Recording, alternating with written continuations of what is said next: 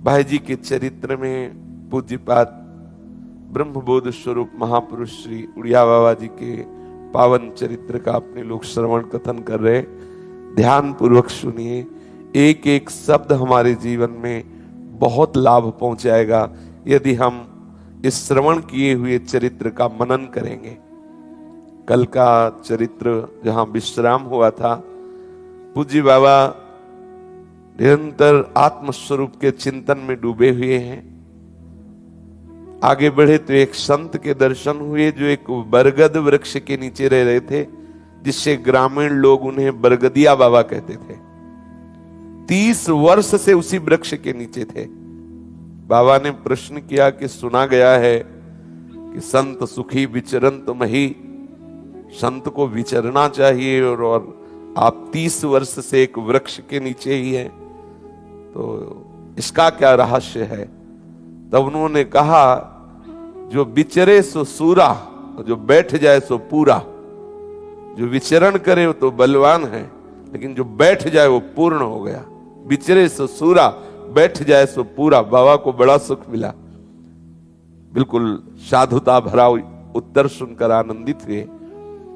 बाबा ने पूछा कि आप अपने कुछ अनुभव बताइए, तो उनका हम बिल्कुल पढ़े लिखे नहीं हैं, पर हमारा अनुभव मय्येवं सकलम जातम मयि सर्वम प्रतिष्ठितम, यह है भगवत भजन का प्रभाव।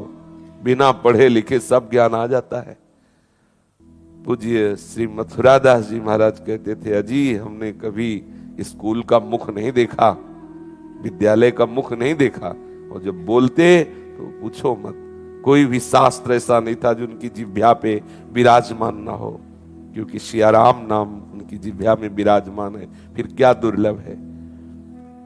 जो रात दिन नाम भगवान का रटन करते हैं, समस्त शास्त्रों का ज्ञान उनके हृदय में प्रकाशित हो जाता है। मय्येवं सकलम जातम मयि सर्वम प्रतिष्ठितम। आहा, सब कुछ मेरे से प्रकट हुआ है, मैं ही हूं। मैं जो भगवान बोल रहे हैं चतुर्श्लोकी भागवत, मैं ही मैं, उस मैं का अनुभव किए हुए बरगदिया बाबा। पूज्य महाराज जी ने देखा कि उनके शरीर में गलित कुष्ठ हो गया है और बड़े बड़े कीड़े पड़े हुए हैं। मुख में तेज है, प्रसन्नता है, कोई व्यथा नहीं। कीड़े गिरते हैं तो उठा करके पुनः रख देते हैं कि भैया तू बाहर जाएगा, मर जाएगा, तेरा आहार यही है, इसको तू खा। बाबा आश्चर्यचकित हो गए, उड़िया बाबा। देखो ये, और ये नहीं कि ये केवल ज्ञान से ही ऐसी स्थिति होती हो, ऐसा नहीं। अपने भोरी सखी जी भोलानाथ जी, उनके भी कान में राधा वल्लभ लाल की सीधे बड़ी पिचकारी, तो ऐसे दर्शन कर रहे थे, भाव में सीधे पिचकारी से पूरा का पूरा रंग से जल अंदर गया। इतने अंतर्मुख महापुरुष थे, ध्यान ही नहीं दिया, वो जल धीरे धीरे सड़ा, फिर उसमें कीड़े पड़ गए। तो सेवा कुंज में बैठे थे, से कीड़े कान से निकल रहे थे, और अपने चिंतन, आप सोचो कान में एक चींटी चली जाए तो कैसा होता है। फिर और भक्तों ने प्रार्थना की, कोई जरूरत नहीं। बोले नहीं बाबा आप जरूर। तो उस समय मथुरा अस्पताल में पूज्य श्री भोलानाथ जी को, भोरी सखी को ले गए। डॉक्टरों ने कहा ऑपरेशन होगा, बेहोश करना पड़ेगा। उनका इसकी जरूरत नहीं है, आप 30 मिनट पहले हमें बता दीजिए कि हम 30 मिनट बाद ऑपरेशन करेंगे। भोलानाथ जी ने श्री हरिवंश, श्री हरिवंश, बस स्थूल सूक्ष्म कारण तीनों से परे जो अपना सहचरी वपु है उसमें स्थित हो गए। घंटों सब ऑपरेशन सब हो गया, वो से भाव में बैठे हुए। कई घंटे बाद जब बाहरी सुधाई, श्री हरिवंश, श्री हरिवंश, सब हाथ जोड़े। डॉक्टर और नर्स आदि खड़े थे। बाबा आश्चर्य है, कहाँ थे अभी तक? बोले तुम्हारा काम हो गया। बोले उठ के चल दिए। ऐसा नहीं कि कल जो चर्चा हो रही थी कि चाहे कोई भी मार्ग हो, पांचों भूले दे सुधि, दे शुद्ध भूले बिना आप किसी भी रस का अनुभव नहीं कर सकते। चाहे आप इस प्रेम मार्ग के पथिक हो, चाहे ज्ञान मार्ग, शरीर से संबंध मिटाना अत्यंत अनिवार्य है, अत्यंत अनिवार्य है। बाबा उनकी धैर्य की स्थिति देखकर प्रसन्नता में डूबे हुए मस्ती से आगे बढ़े। एक जगह योग वासिष्ठ का प्रवचन कर रहे थे एक विद्वान, बहुत ही विद्वतापूर्ण। बाबा अवधूत वृत्ति से पीछे बैठ गए, सुनने लगे। बहुत सुंदर निरूपण कर रहे थे बाबा। एक जो प्रवचन हो गया तो एकांत में मिले और कहा कि क्या आपको आत्मबोध हो गया है? तो उन्होंने कहा, आप सन्यासी हैं, महापुरुष हैं, आपसे हम झूठ तो बोलेंगे नहीं, मुझे आत्मबोध नहीं हुआ। बाबा आश्चर्य माने कि आत्मबोध नहीं है, लेकिन आत्मबोध की पूरी बातें करते हो, क्यों नहीं करते? तो बोले, बच्चों का पालन करें कि आत्मबोध करें। अर्थात हम ये प्रवचन करके केवल धन और अपने परिवार का पोषण। बाबा ने कहा, आश्चर्य है देवी माया, आश्चर्य है। मार्ग का पूरा पता है, लेकिन लक्ष्य पे पहुंचने की इच्छा ही नहीं है। आश्चर्य की बात है कि शास्त्रों का पूरा प्रवचन है, सब शास्त्रों का ज्ञान है, लेकिन अंतर में हम अपने वो जो चाबी मिली शास्त्र ज्ञान की, उससे हम अपने हृदय की तिजोरी को नहीं खोल रहे, जहां माल ही माल भरा है, बाहर भीख मांगते डोल रहे हैं। विचार करो, बाहर हम विषय सुख की आकांक्षा से भटक रहे हैं, इस विषय से सुख मिलेगा, इस विषय से, और महासुख स्वरूप अंदर है, स्वयं तू है सुख राशि, चेतन अमल सहज सुख राशि। कैसी विस्मृति के गर्त में हम पड़े और हम शास्त्र ज्ञानी कहे जाते हैं, हम प्रवचन कर्ता कहे जाते हैं, हम दूसरों को उपदेश देते हैं। सावधान, आप लौटिए, अपने अंतःपुर में आइए, देखिए आपके कितना धन है, आप कितने धनी, आप कितने सुखी। आप लौटिए, अपने आपे में आइए। बाहर नहीं मिलने वाला कुछ। अंदर घर में चाबी खोई है, बाहर पूरे जीवन खोजते रहो, नहीं मिलेगा। लौटो, आपके आनंद की कुंजी आपके हृदय में है, लौटिए वापस। आप लौटिए, अर्थात अंतर्मुख होइए, ये बहिर्मुखता का त्याग कीजिए। गो गोचर जहां लग मन जाई, सो सब माया जानो। लौटिए, अपने स्वरूप की तरफ आइए। चाहे आप सखा भाव के हो, सहचरी भाव के हो, गोपी भाव के हो या आत्म भाव के हो, किसी भी भाव के लिए अंतर्मुक्ता में आइए, शरीर राग को मिटाइए। बाबा ऐसी बरगदिया बाबा की निष्ठा देख करके बहुत आनंदित हुए। आगे बढ़े, आगे सुनने को मिला कि एक बहुत बड़े महात्मा चतुराश्रम स्वामी जी महाराज हैं, गंगा किनारे, एक से एक महापुरुष। बड़े सौभाग्य है कि हमें संतों की अनुभूतियां सुनने को मिलती हैं। वो 3 वर्ष से भ्रमण बंद कर दिए थे और एक स्थान पर रह रहे थे। बाबा उनके पास गए तो देखा कि सिद्धांत और संयम की मूर्ति है वो। शास्त्र सिद्ध साधुता उसी के हृदय में प्रकाशित होगी। तस्मात् शास्त्रम प्रमाणम ते कार्याकार्यो व्यवस्थित हो। यदि आप शास्त्र की आज्ञा को उल्लंघन करते हैं तो दंभ है, पाखंड है, नाटक है, सत्य मार्ग आप नहीं पा सकते। तस्मात् शास्त्रम प्रमाणम ते, शास्त्र प्रमाण के अनुसार चलिए। सिद्धांत और संयम से आप अपने स्वरूप की तरफ लौटेंगे। सिद्धांत छोड़ दिया, संयम छोड़ दिया तो बहिर्मुख होकर विषयासक्त रहेंगे, नाटक होता रहेगा। साधुता का अभिनय भी तो बहुत जोर से किया जाता है। जब कोई नाटक होता है, अगर उसमें किसी को साधु का अभिनय करना होता है तो पूरा वो अभिनय करता है। अभिनय करने से वो साधु थोड़ी हो गया। साधुता का स्वभाव, साधुता की स्थिति, अपने स्वरूप में स्थित होना, अपने आराध्य देव में तन्मय होना। बाबा ने देखा कि श्री चतुराश्रम स्वामी जी शास्त्र के सिद्धांत के अनुसार हैं और संयम की मूर्ति हैं। बाबा उनके चरणों के समीप बैठे और पूछा कि आप कुछ अपना अनुभव बताइए। संतों के अनुभव उनकी जीवनी है, उनका सामर्थ्य है, उनकी संपत्ति है। चतुराश्रम स्वामी जी ने कहा, साधक को संयमित जीवन जीना चाहिए। दूसरा, जो साधना है ठीक समय के अनुसार नियमित, बहुत काल तक नियम नहीं टूटना चाहिए। स्वाध्याय और साधना जितनी जैसी ठीक समय पर दीर्घ काल तक वैसी होनी चाहिए। तीसरा, लक्ष्य को ध्यान में रखते हुए ही सब चेष्टाएं करनी चाहिए। जो भी चेष्टा तुम्हारी हो रही, तुम्हारे लक्ष्य से विलग नहीं होनी चाहिए। प्रतिकूलस्य वर्जनम अपने आराध्य के अनुकूल चेष्टा होनी चाहिए, अपने लक्ष्य के अनुकूल चेष्टा होनी चाहिए। आप हंस रहे हो, देख रहे हो, बोल रहे हो, छू रहे हो, सूंघ रहे हो, चल रहे हो, फिर रहे हो, आप अपने लक्ष्य के अनुकूल कर रहे हो कि नहीं? कहीं ऐसा तो नहीं कि आप मनोरंजन कर रहे हो, लक्ष्य के प्रतिकूल कर रहे हो, आराध्य देव के प्रतिकूल कर रहे हो, फिर आपको अनुभव नहीं होगा, भगवदानंद का अनुभव नहीं होगा, तो विषयानंद में डोलोगे, दिखावटी केवल होगा, ऊपर से कुछ और अंदर से कुछ और। ऐसा नहीं होना चाहिए। ये जीवन मजाक नहीं है, ये जीवन सत्य वस्तु की प्राप्ति के लिए है। जिस आनंद के लिए आप छल कर रहे हो, कपट कर रहे हो, दम्भ कर रहे हो, वहां आनंद है ही नहीं। लौटो, आप सच्चे आनंद के धनी हो, आप सहजानंद में डूब जाओगे। वापस तो होइए, बहिर्मुखता को छोड़िए। इसके लिए आपका संयमित जीवन होना चाहिए। जो आपका स्वाध्याय उपासना है, ठीक नियत समय पर जितनी संख्या में, वो बहुत काल तक वो आपका नियम चलना चाहिए। जो भी शरीर की चेष्टाएं हो, वो लक्ष्य के अनुकूल होनी चाहिए। चतुराश्रम स्वामी जी यद्यपि अत्यंत वृद्ध थे, फिर भी वो माधुकरी के सिवा कुछ नहीं लेते थे। उनसे पूज्य बाबा ने पूछा, आप और कुछ क्यों नहीं पाते? उनका सदन्नम वा कदन्नम वा भिक्षा नैव परिग्रहा, चाहे अच्छा भोजन हो या बुरा भोजन हो, जो भिक्षा में मिला वो अमृत है, इसके सिवा सब परिग्रह है। भिक्षा का अन्न परिग्रह नहीं है, इसलिए हम कभी कोई और वस्तु स्वीकार नहीं करते, सिर्फ भिक्षान्न ही पाते हैं।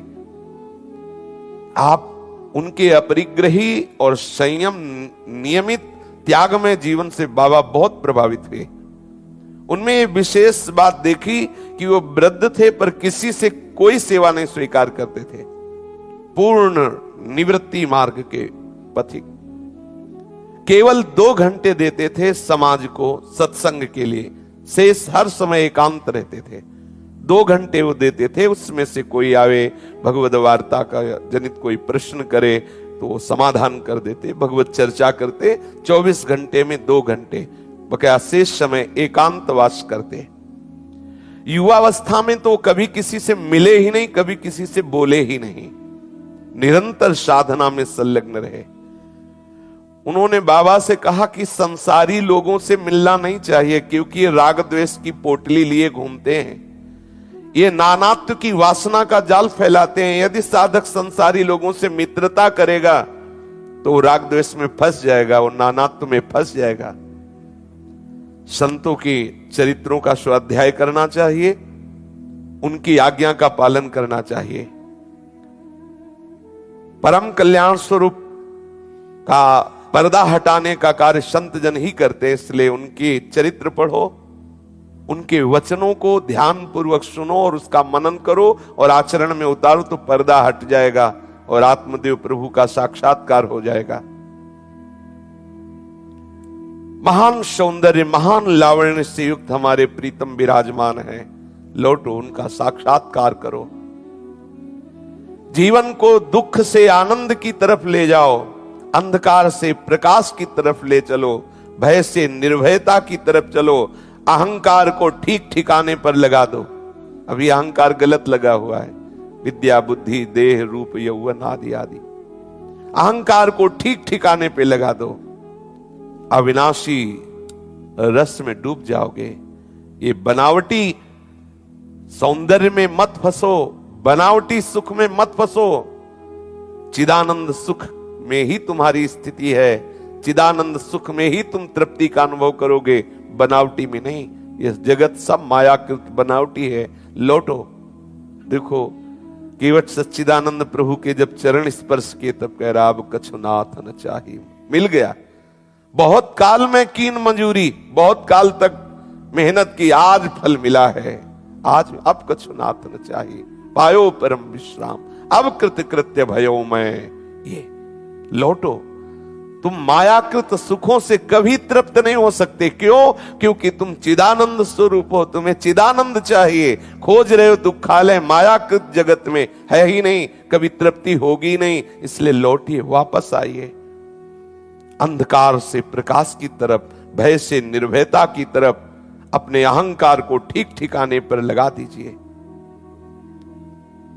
यदि संसार के इस अनादि प्रवाह में संत और ये महापुरुष भक्त जन न होते तो सृष्टि का कब प्रलय हो गया होता, कब सब जल मरते। इन संतों के प्रभाव से ही सुरक्षित हैं। उस अनादि आनंद के अनुभव का एकमात्र द्वार ये संत जन है। इन्हीं के सत्संग से, इन्हीं के दर्शन से, इन्हीं से सच्चा राह, सच्चा मार्ग मिलता है और उस परम सच्चिदानंद का साक्षात्कार होता है। पूज्य श्री चतुराश्रम स्वामी जी ने पूज्य उड़िया बाबा को कहा कि हमारी ये 5 बातें जीवन में ध्यान रखना। भिक्षा मांगने जाना तो जिनके यहां भिक्षा लेना उनसे कभी परिचय मत बनाना, निरपेक्ष होकर भिक्षा मांगना। किसी से कभी ऐसा मत करना कि मैं भूखा हूं मुझे भिक्षा करा दो। नियम से दरवाजे में गए, राधे श्याम बोला 1 या 2 रोटी, आधी रोटी जैसा जो कुछ मिला 2-4 घरों से। पूज्य श्री उड़िया बाबा जी महाराज कहते थे कि यदि बृहस्पति के समान कोई ज्ञानी और धर्मात्मा हो और मुझे रोज भिक्षा दे तो नहीं लेना चाहिए। एक की भिक्षा चाहे वो बृहस्पति के समान ज्ञानी और धर्मात्मा क्यों न हो, वैरागी को कभी अपने उदर में एक कान नहीं जाने देना चाहिए। 4-5 घरों से थोड़ा थोड़ा जो भी अच्छा बुरा मिले वो प्रतिग्रह नहीं है, वो अमृत है, उसे स्वीकार करो, उसे पाओ। यदि किसी महात्मा के स्थान पर जाना तो भिक्षा करके जाना, कभी उस पर बोझा मत बनना कि गए हैं तो वो आतिथ्य सत्कार के लिए आपका कुछ ऐसा नहीं। आप पहले ही गए वहां, पता चला कि आप भिक्षा पा चुके हैं, रोटी मांग कर पाके फिर किसी महात्मा के स्थान पर जाना। किसी धनी पुरुष से उसके द्वारा दी हुई स्थान आदि में, जो संसारी पुरुष है उसके द्वारा दिए हुए स्थान आदि में नहीं रहना। किसी की भी विद्वता या उससे रीझ करके उसको धन दिलाने के लिए किसी धनी के आगे हाथ मत जोड़ना, फकीरी को कलंकित मत कराना। 5 बातें उन्होंने पूज्य बाबा को बताई। यहां से बाबा चलकर आप आकिन घाट पहुंचे। आपके जीवन में असंगता अर्थात पूर्ण वैराग्य, कहीं व्यवहार की कोई गुंजाइश ही नहीं, एकांत प्रियता, असंग पुरुष में दृष्टि स्थिर होती जा रही थी। जन संसर्ग से दूर गंगा तट पर ध्यान में निमग्न रहते। आप आकिन घाट में ब्रह्मानंद नाम के एक ब्रह्मचारी के दर्शन किए। उन्होंने मुझे बताया कि उन दिनों में महाराज की बड़ी उपरति कमाल की थी। उन ब्रह्मचारी जी ने लेखक को बताया, सनातन स्वामी को, कि जब आपके महाराज जी मिले तो मैंने देखा कि उनकी बड़े कमाल की उपरति थी। मूर्तिमान वैराग्य, निरालंब युक्त, केवल आत्म क्रीड़ा आत्मरति में डूबे हुए महापुरुष। ब्रह्मचारी जी ने जब सुना कि गंगा तट पर एक महापुरुष ध्यानस्थ बैठे हुए हैं तो अपने शिष्यों को भेजा कि दर्शन करके आओ, क्योंकि वो सब महान साधक थे। देखते ही उन्होंने कहा ये तो बहुत ही ऊंची कोटि के महात्मा हैं। तो ब्रह्मचारी जी ने कहा इनकी सेवा करनी चाहिए, कैसे बुलाएं, स्वतः तो वो आएंगे नहीं, क्या किया जाए, प्रार्थना करेंगे तो इतनी उपरति में है, उस नशे में है वैराग्य संगता कि वो आएंगे नहीं। एक युक्ति सोची। उन्होंने अपने शिष्यों से कहा कि जाकर के महाराज जी से कहो कि एक ब्रह्मानंद नाम के ब्रह्मचारी हैं और वो पंगु हैं, वो आपके दर्शन करना चाहते हैं, चल के तो आ नहीं सकते हैं, कि आप ऐसी कृपा करेंगे कि उनको दर्शन देंगे। ऐसा ही किया।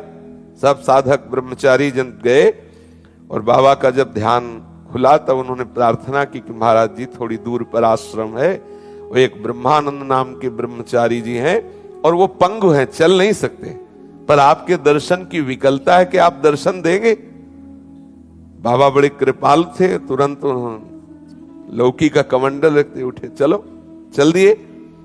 जब वहां आए पूछा कौन है ब्रह्मानंद ब्रह्मचारी, तो साष्टांग प्रणाम के हाथ जोड़ के खड़े हो गए। बाबा ने कहा तुम तो स्वस्थ हो, लंगड़े या पंगु तो हो नहीं, फिर साधु होकर के तुम झूठ कैसे बोले, झूठ कैसे बोले। ब्रह्मचारी जी ने कहा कि आपने देखा नहीं मैं पंगु हूं। बोले कैसे तुम पंगु हो। ब्रह्मचारी जी ने कहा योजनान परम याति सर्वथा पंगुरेव सह, जो एक दिन में 1 योजन से अधिक नहीं चलता, वो भिक्षु पंगु माना जाता है। तो हम तो आश्रम में ही रहते हैं, कहीं जाते हैं नहीं, तो पंगु हुए कि ना हुए। उड़िया बाबा हंस दिए। 1 योजन का मतलब 4 कोस, मतलब 12 किलोमीटर कम से कम रोज चलना चाहिए। अगर ऐसा नहीं चलते तो पंगु कहे जाते हैं, वो वैरागी पंगु माना जाता है। तो अपने लोगों के लिए तो बढ़िया चांस है, एक वृंदावन की परिक्रमा लगा लो, हो गया। श्री उड़िया बाबा जी हंस दिए और बोले साधु शाही उत्तर दिया।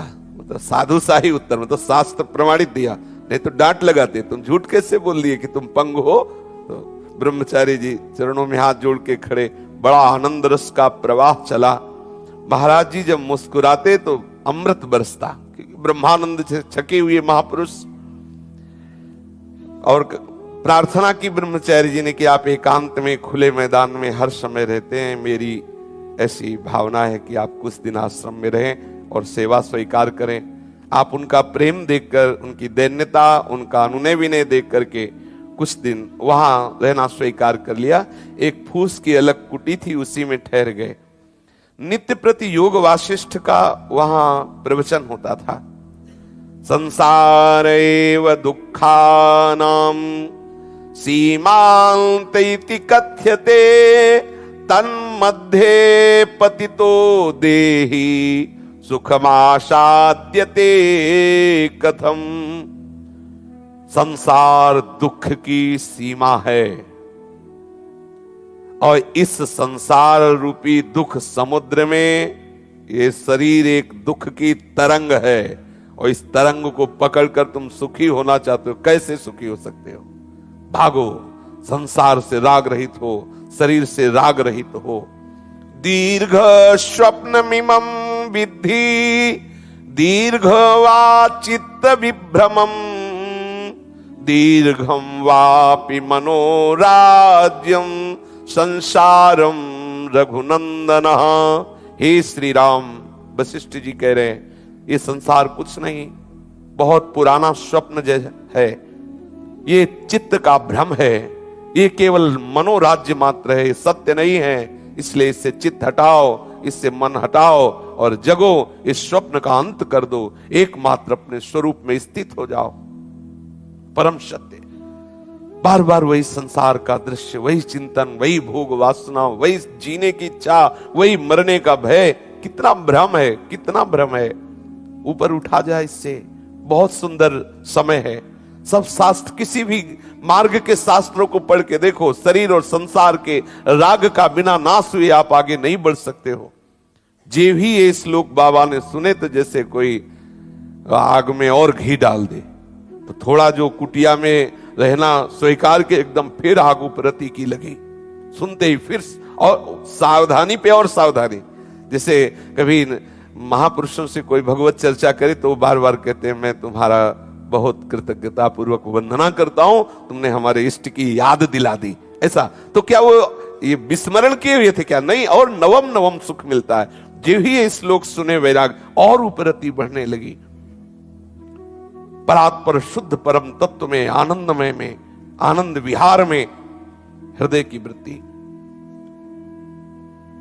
वहां कोई भी साधक किसी भी तरह से विषय सेवन नहीं करता। साफ माधुकरी मांग करके पाना, शास्त्र चर्चा और एकांत में स्वरूप अनुसंधान में ध्यानस्थ रहना, भजन परायण रहना। वहां यह शिक्षा दी जाती थी, कोई भी मान अपमान में ना फंसे। चाहे मान हो चाहे अपमान हो, उधर दृष्टि ही मत दो। चाहे जितना कोई बड़ा अत्याचारी हो, तुम्हारे प्रति अत्याचार कर रहा हो, तुम उसे श्राप मत देना, दंड मत देना, क्षमा करो, तभी आप अपने स्वरूप में पहुंचोगे। यदृच्छा लाभ में संतुष्ट रहो, किसी भी द्वंद से परास्त मत होना। सर्दी गर्मी, मान अपमान, निंदा स्तुति सबको सहो। देखो आप परिपक्व उपासक हो जाओगे यदि ऐसा करोगे। जो स्वयं वरण करता है दुख को, वो इस दुख पर विजय प्राप्त कर लेता है। अर्थात स्वयं सुख सुविधाओं का त्याग करके सच्चिदानंद तत्व के लिए, भगवान ने श्रीमद् भागवत में वर्णन किया है, जो मेरे लिए प्राप्त भोगों का भी त्याग कर देता है, वो मेरे परम सुख को प्राप्त होता है। दूरादपास्य सृजनान सुखमर्थ कोटिम सर्वे सुसाधन वरिष्ठ चिरम निराशा तो वर्षंत में सहजाद्भुत सौख्य धाराम। श्रीमद राधा सुधा निधि जो पारिवारिक सुख का, अर्थ के द्वारा प्राप्त सुख का, साधना के द्वारा प्राप्त सुख का त्याग कर देता है, वो लाडली जी के महाप्रेम रस वर्षा में डूब जाता है। ब्रह्मचारी जी के यहां ये महान साधनात्मक वातावरण से बहुत प्रसन्न हुए पूज्यपाद सिउड़िया बाबा जी, और फिर वहां से आगे बढ़े।